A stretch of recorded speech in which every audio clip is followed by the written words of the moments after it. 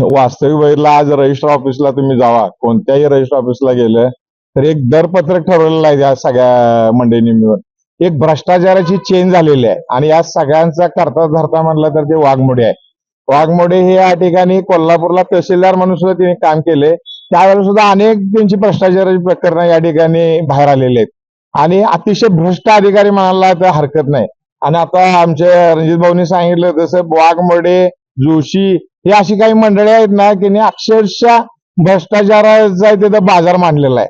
Bogus नकाशे, bogus any order, म्हणजे कशाला पायतंत्र नाही आहे. फक्त पैसे कसे मिळवायचे, लोकांची लूट कशी करायचं याचं धडधडीत काम चालू आहे. आणि याला अभय कोण देते? मग आमचं म्हणणं आहे की शिवसेनेच्या माध्यमातून आपल्या सरकारमध्ये अशा पद्धतीचं काम चालणार नाही. असल्या अधिकाऱ्यांची ताबडतोब हकालपट्टी केली पाहिजे. एक तर त्यांची बदली करा किंवा निलंबित करा.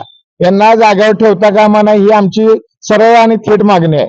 आणि हा भ्रष्टाचार थांबला पाहिजे, जनतेची लूट थांबली पाहिजे. अशाच नवनवीन अपडेट पाहण्यासाठी आमच्या KK न्यूज चॅनेलला सबस्क्राईब करा.